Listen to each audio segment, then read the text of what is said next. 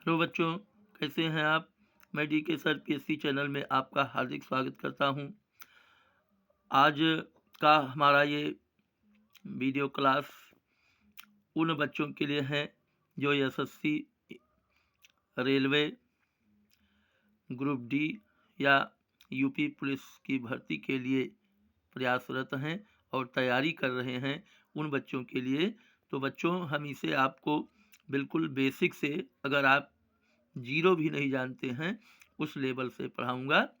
लेकिन अगर आप वीडियो पर नए आए हैं तो सबसे पहले आप वीडियो को सब्सक्राइब कर लें, चैनल को सब्सक्राइब करें, लाइक करें और अपने दोस्तों को अधिक से अधिक शेयर करें और कमेंट के माध्यम से ये हमें अवश्य बताइए कि ये वीडियो आप कहाँ से देख रहे हैं और वीडियो आपको कैसा लगा। तो सबसे पहले इसमें बच्चों, सबसे जो स्टार्टिंग की चीज़ होती है, ये हमारी संख्या पद्धति है। संख्या से संबंधित जो भी तरीका होता है, जितने भी प्रकार की संख्याएं होती हैं, सबको मिला करके संख्या पद्धत कहते हैं। और संख्या पद्धत कितने प्रकार के होते हैं उसे हम आपको सबसे पहले बताएंगे। उसके बाद फिर इसमें हम आपको कुछ बेसिक प्रश्न हल कराएंगे। फिर अगले से धीरे धीरे सीरियल बाय सीरियल हम आपको इसके आगे ले जाएंगे। लेकिन आज का जो हमारा क्लास है वो बिल्कुल प्रारंभिक है। सबसे पहली चीज है प्राकृतिक संख्या। प्राकृतिक संख्या किसको कहते हैं बच्चों? साधारणतः जो हम लोग संख्या गिनते हैं वो प्राकृतिक संख्या कहलाती है। जैसे 1 2 3 4 5 6 डॉट डॉट, मतलब अनंत तक होती है। इसकी कोई लिमिट नहीं है, कोई सीमा नहीं है। तो ये हमारी प्राकृतिक संख्या हो गई। अगली चीज जो है हमारी सम संख्या है। सम संख्या किसे कहते हैं? सम संख्या के लिए बच्चों हमें दो प्रकार की इसकी परिभाषा है।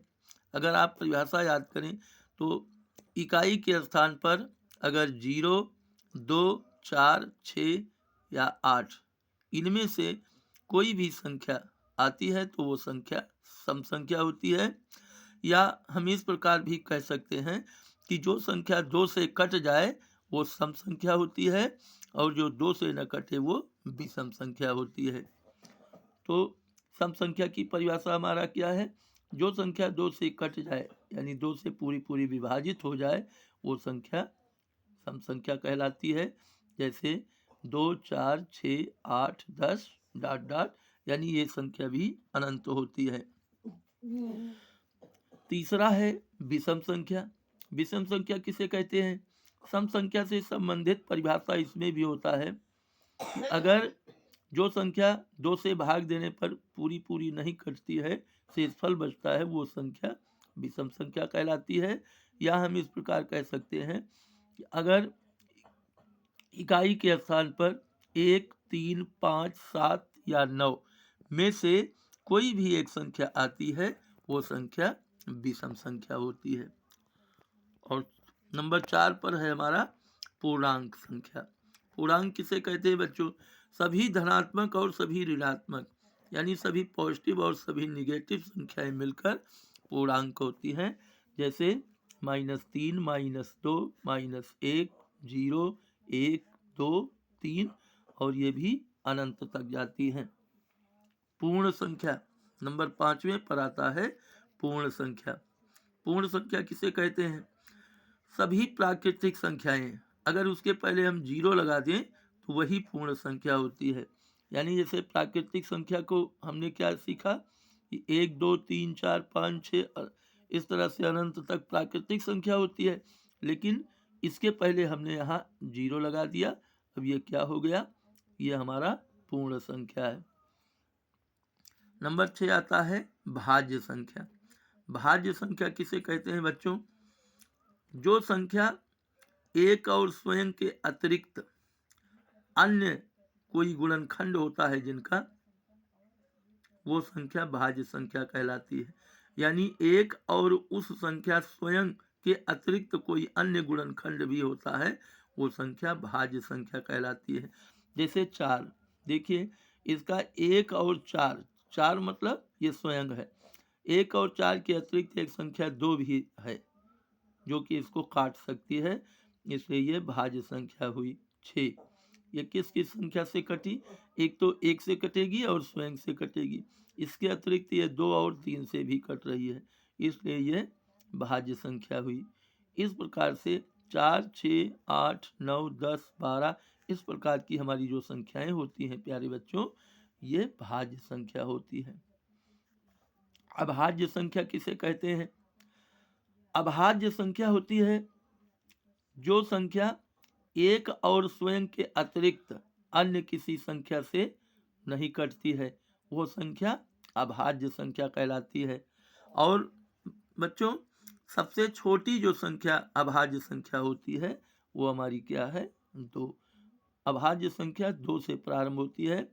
एक को अगर किसी बच्चे के अंदर ये है दिमाग में कि एक भी अभाज्य है, तो एक ना भाज्य होती है ना अभाज्य होती है, एक एक स्वतंत्र संख्या होती है बच्चों।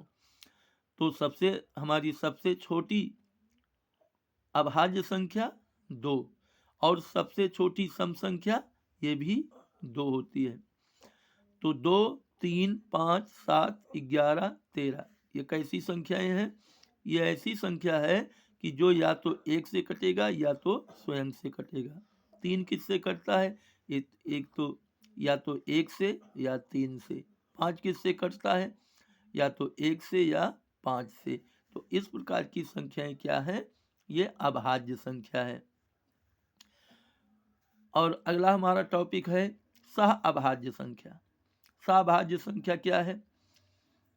वह युगल संख्या जिसका कि कोई ऐसी संख्या नहीं प्राप्त है जो दोनों को काट दे। जैसे 5 और 7 ये केवल 1 से कटेगी, इसलिए ये कैसी संख्या हुई? सहभाज्य संख्या। 5 अगर 5 से कटती है तो 7 5 से नहीं कटेगा। 7 अगर 7 से कटता है तो 5 7 से नहीं, यानी कि उभयनिष्ठ कोई ऐसी संख्या नहीं है जो दोनों को काट दे, इसलिए यह सह अभाज्य संख्या हुई। 2, 3 इसी तरह से 7 और 11 ये सभी संख्याएं क्या हैं? ये सह अभाज्य संख्या है। हमारा अगला टॉपिक आता है परिमेय संख्या। परिमेय संख्या बच्चों क्या है? जिसे ऐसी संख्या जिसे हम p/q के रूप में लिख सकें, वो संख्या परिमेय संख्या कहलाती है। जैसे √4 एक ऐसी संख्या है परिमेय संख्या, क्योंकि √4 का मान 2 होता है और 2 को हम p/q के रूप में लिख सकते हैं। कैसे? किसी भी पूर्णांक को, क्योंकि ये स्वतंत्र हो जाएगा, पूर्णांक बन जाएगा, और पूर्णांक को हम बटे 1 करके p/q के रूप में लिख सकते हैं। 7/5, 2/3, 3 इस प्रकार से ये संख्या परिमेय संख्या होती है। अगला टॉपिक आता है हमारा प्यारे बच्चों अपरिमेय संख्या। अपरिमेय संख्या क्या है? जिसको हम p/q के रूप में नहीं लिख सकते हैं। जैसे √5 इसको हम p/q के रूप में नहीं दर्शा सकते। √7, √11, √13, √14, √15 इस प्रकार की जो संख्या होती है इसे हम p/q के रूप में नहीं लिख सकते हैं, इसलिए यह कैसी संख्या हुई? अपरिमेय संख्या। हमारी अगली संख्या होती है वास्तविक संख्या। वास्तविक संख्या क्या है बच्चों? सभी पूर्णांक संख्या, सभी परिमेय संख्या, सभी प्राकृतिक संख्या मिलकर वास्तविक संख्या बनाती है। जैसे √4 एक ऐसी संख्या है, इसे हम p/q के रूप में लिख सकते हैं, परिमेय संख्या हो गई। ये कैसी संख्या है? p/q के रूप में नहीं लिख सकते हैं, इसे अपरिमेय संख्या हो गई। ये परिमेय संख्या है, ये प्राकृतिक संख्या है, ये प्राकृतिक संख्या है। ये सभी संख्याएं मिलकर वास्तविक संख्या बनाती हैं। उम्मीद करता हूं कि आप लोग ये प्रश्न, ये जो है टॉपिक हमारा समझ रहे होंगे, और आपसे निवेदन है कि अगर आप वीडियो पर नए आए हैं तो वीडियो को सब्सक्राइब कर लें, क्योंकि इस वीडियो पर आपके लिए बहुत ही खास शिक्षा हम देंगे और वो भी ट्रिक के साथ बताएंगे, और आगे आप चलेंगे तो बहुत ही आनंद आएगा। हमारा अगला टॉपिक है, अगर वास्तविक संख्या की जानकारी हमें है तो अवास्तविक संख्या क्या होती है, आप इसे भी जान लें। कोई भी ऐसी संख्या, जैसे अपरिमेय संख्या, अगर ये ऋणात्मक के रूप में है, जैसे -√6, -√29, -√7, √-7, √-29, √-6, इस प्रकार की जो संख्याएं हैं वो अवास्तविक संख्या या काल्पनिक संख्या कहलाती हैं। अब उम्मीद करता हूँ कि ये टॉपिक आप अच्छी तरह से खूब बेहतरीन समझ गए होंगे।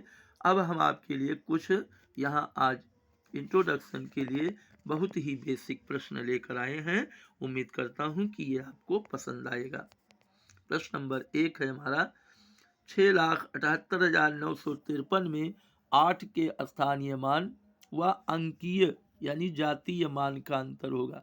आपको अपने प्रतियोगितात्मक जो पेपर होगा उसमें बच्चों ये भी मिल सकता है अंकीय मान, या उसी को जातीय मान कहते हैं। अब 8 का स्थानीय मान, अब यहाँ ध्यान दीजिए, जैसे ये 8 का स्थानीय मान क्या हो गया, इकाई, दहाई, सैकड़ा, हजार, 8,000। अंकीय मान इसका क्या है, केवल वही संख्या 8 है तो उसका अंकीय मान या जातीय मान 8 होगा। 9 का स्थानीय मान क्या है, इकाई, दहाई, सैकड़ा, 9 सैकड़ा यानी 900। और इसका अंकीय या जातीय मान क्या है, 9। तो हमें क्या बताना है, 8 के स्थानीय मान और अंकीय यानी जातीय मान का अंतर। तो हम 8 का पहले स्थानीय मान निकाल लें, उसके बाद फिर अंकीय मान निकाल लें। 8 का प्यारे बच्चों हमारा स्थानीय मान क्या होगा, इकाई, दहाई, सैकड़ा, हजार यानी 8,000। अंकीय मान क्या होगा, 8। दोनों में अंतर क्या होगा, इसको आप मौखिक हल कर सकते हैं। 8,000 से आप 8 निकाल दें तो क्या हो जाएगा, 7,992। तो हमारा ऑप्शन देखिए, पहला ऑप्शन क्या है, 7,335। क्या ये सही होगा, नहीं सही होगा, रिजेक्ट कीजिए। दूसरा क्या है, 7,992, ये उत्तर हमारा क्या होगा, सत्य होगा, इसी पर हम टिक लगा देंगे। तीसरा ऑप्शन 9,033। चौथा आपको अपना उत्तर मिल ही गया और से मतलब नहीं है। उम्मीद करता हूँ कि ये प्रश्न आपको अच्छी तरह से समझ में आ गया होगा। अब हम लोग आगे बढ़ेंगे, इसी क्रम को बढ़ाते हुए आगे चलेंगे। प्रश्न नंबर 2 है हमारा, 59,887 में 9 के स्थानीय मान व जातीय मान के योगफल क्या होंगे। ध्यान दीजिए, यहाँ स्थानीय मान और जातीय मान का अंतर पूछा था प्रश्न नंबर 1 में, और दूसरे प्रश्न में पूछ रहा है इसका योगफल। तो सबसे पहले हम 9 का स्थानीय मान और अंकीय मान निकाल लेंगे, फिर उसे हम क्या करेंगे, योगफल के लिए जोड़ देंगे, अंतर के लिए घटा देंगे। इकाई, दहाई, सैकड़ा, हजार, तो इसका 9 का स्थानीय मान क्या हो गया बच्चों, 9,000। 9 का अंकीय या जातीय मान क्या है, 9 है। 9,000 में हम 9 क्या करेंगे, जोड़ देंगे। 9,000 में 9 जोड़ेंगे तो क्या हो जाएगा, 9,009। अब हम ढूंढते हैं हमारा 9,009 कहाँ है, ये है 9,990। ये क्या ये उत्तर सही होगा, नहीं। दूसरा क्या है, 9,992, क्या ये उत्तर सही होगा, नहीं होगा, रिजेक्ट कीजिए। तीसरा ऑप्शन क्या है, 9,009। तो 9,000 में हमने 9 जोड़ा है तो क्या हो गया, 9,009। यह आंसर क्या होगा प्यारे बच्चों, सत्य होगा। इस पर आप टिक लगा सकते हैं। उम्मीद करता हूँ कि ये प्रश्न आपको अच्छी तरह से समझ में आ गया होगा। और प्रश्न नंबर 3 है हमारा, ये है 9,74,872 में 7 के स्थानीय मानों का अंतर कितना है। 7 का देखिए, आप 2 7 देख रहे हैं, एक यहाँ है और एक यहाँ है, दोनों के स्थानीय मान, स्थानीय और जातीय का नहीं है, इसमें क्या है, स्थानीय मानों केवल दोनों का स्थानीय मान और उसका क्या है, अंतर। ध्यान दीजिए, 2 के बगल जो 7 है ये बच्चों, इसका स्थानीय मान क्या है? इकाई दहाई। 7 दहाई यानी 70। इस 7 का स्थानीय मान क्या है? इकाई दहाई सैकड़ा हजार 10,000। 70,000 ये क्या है? 70,000 ये क्या है? केवल 70। तो 70,000 और 70 का अंतर क्या होगा प्यारे बच्चों? 70,000 से हम 70 निकाल लेंगे तो क्या हो जाएगा? 69,930। ध्यान दीजिए, 69,930। तो हम अपना ऑप्शन चुनेंगे। पहला ऑप्शन है 70,070। क्या ये हमारा उत्तर सही होगा? नहीं होगा, रिजेक्ट करते हैं। दूसरा ऑप्शन क्या है? 69,930। ये हमारा उत्तर क्या सही होगा? हाँ बिल्कुल सही होगा, क्योंकि हमारा उत्तर क्या आया है? 70,000 माइनस 70। अगर हम इसमें 70 जोड़ देते हैं तो ये क्या हो जाएगा? पूरा 70,000 हो जाएगा। 70,000 से 70 हम निकालेंगे तो 69,930। इसी पर आप टिक लगा सकते हैं। तीसरा ऑप्शन क्या है? 70,000 नहीं होगा। चौथा ऑप्शन क्या है? 70,072 नहीं होगा। तो उम्मीद करता हूं कि ये इतना प्रश्न आपके समझ में आ गया होगा, और आपसे निवेदन है कि आप इस पीएससी चैनल को, अगर आप वीडियो पर नए आए हैं तो वीडियो को अवश्य सब्सक्राइब कीजिए, क्योंकि इस वीडियो पर आपके लिए बहुत खास होने वाला है और धीरे धीरे इस पर आपको बहुत ही आनंद आएगा। स्टेप बाय स्टेप हम इसे और आगे तक बढ़ाते रहेंगे। तो लगभग हमारा 8-10 वीडियो चलेगा बच्चों ये संख्या पद्धति पर। उसके बाद क्रमशः प्रतिशतता, लाभहान, उसके बाद फिर साधारण ब्याज, चक्रवृद्धि ब्याज, बट्टा। इस प्रकार से हम टॉपिक बाय टॉपिक इसको बढ़ाते जाएंगे, और आप साथ साथ आपका आनंद भी, हमसे पढ़ने में आपका आनंद भी आएगा। इसलिए आपसे निवेदन है कि आप इस वीडियो को सब्सक्राइब अवश्य कर लीजिए। Best of luck.